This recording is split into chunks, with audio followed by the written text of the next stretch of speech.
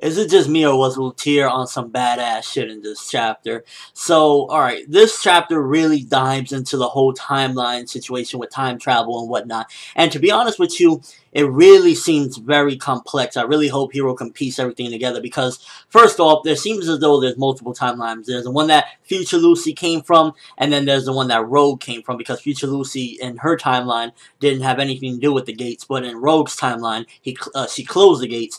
So there's different timelines, but it seems as though what Ultear is trying to do is, kill this Rogue, present Rogue, to basically eradicate future Rogue, which I don't think will happen at all, because if there's multiple timelines, then how would that event, would that event affect every timeline? It really, to be honest with you, I think the laws of time travel in this one is more so, gonna be kind of like Dragon Ball Z-ish, where each universe has its own separate timeline. Just because you do an event in this timeline doesn't mean it's gonna, okay, we have timeline A and timeline B. Just because you kill future Rogue in timeline A, or past Rogue in timeline A, doesn't mean it's going to affect timeline B. So, regardless if future Rogue or present Rogue is killed, I think future Rogue is still going to be there. The only thing that's making me question this is the fact that future Rogue wants present Rogue alive. He ordered the dragons to leave him alive. That's the only one that will survive. Now, it's possible he wants to make sure that there's another Rogue to come through and do whatever he wants him to do. Maybe after he conquers this world, he's going to go back to his timeline or something and leave this to this particular Rogue. I'm not sure, because other than that, I don't see them killing present Rogue affecting future Rogue at all. He's not going to just disappear, because why isn't future Rogue remembering a lot of this stuff out of nowhere? He would remember a lot of these things as time goes on, because, he experienced all this. If future Rogue, would be affected by anything that happens in this timeline, he would know the outcome of what's going to happen and then could divert it. So I don't think that killing present Rogue, even if she does kill it, because, is Ultear really going to kill him now? I think she would, but at the same time, it's like you also got the shonen aspect in there where they won't get too dark. I think it would make sense to try it. You got to try something. But this also can be what leads present Rogue to go rogue. It pretty much could be like, yo, they're trying to kill me when I ain't do nothing.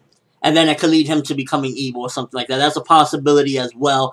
And I'm not really sure about this whole timeline thing, because a lot of it just seems really weird. There's multiple timelines, and they're trying to see if they do something in this timeline it'll affect somebody from a different timeline that came to this timeline. And it's very complex. So it's just like, hopefully everything gets pieced together right. In my opinion, regardless of what they do to present Rogue, it should have no effect on future Rogue, because he's from a different timeline. And if there's multiple different timelines, then the other timelines shouldn't get affected by what happens in this timeline to the people from this timeline.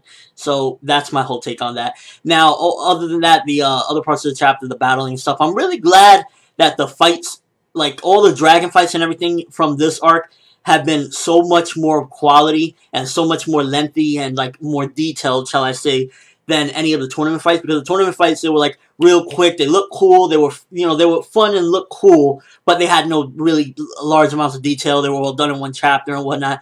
But the dragon fights of this arc have been pretty lengthy, and a lot of detail going into it.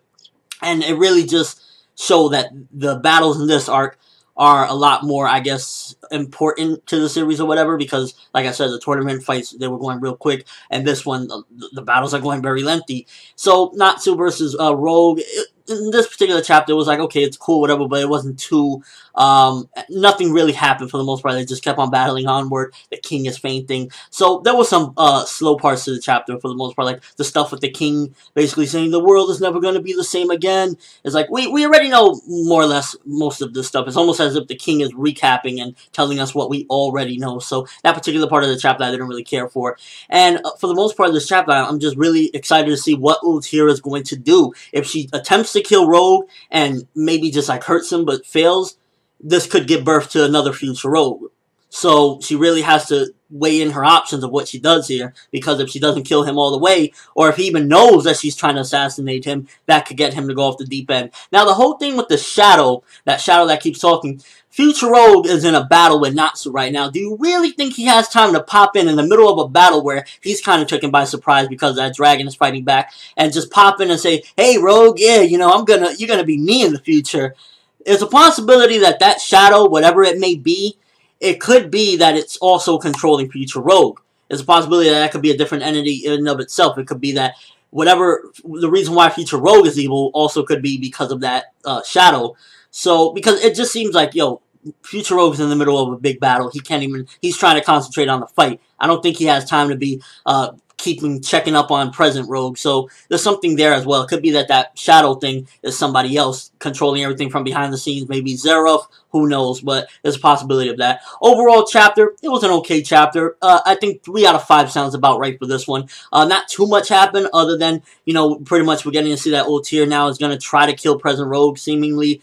And also, the whole timeline, time travel thing is really where it started diving in on an enjoyment level. I got a bit of enjoyment out of the time travel stuff because I just love talking about time travel and I love reading about it and stuff like that. Doesn't seem like it's going to be, unless he pieces everything together nicely, it doesn't seem like it's going to mesh too well. But Hero's not really focusing on that. He's just more so focusing on the events of what's going on here and now. So even if it gets a little muddy, as long as it, for the most part, makes sense for the most part, then I'll be good with it. So yeah, 3 out of 5 for this one. Let's see what Ultear does, because I think whatever she does at this point, if she targets Rogue of our time, she might mess things up even worse, because killing him, maybe Sting will go off the deep end and take his body or something and fuse or some shit. Maybe actually the reason why they're evil is Sting is so bitter that Rogue almost got killed and he takes his power, and actually that's Sting, but he's calling himself Future Rogue because he loves him on some, you know, Nagato Yahiko shit or whatever. So it's a possibility that that is not even Future Rogue, that is Sting. You never know. There's so many possibilities, but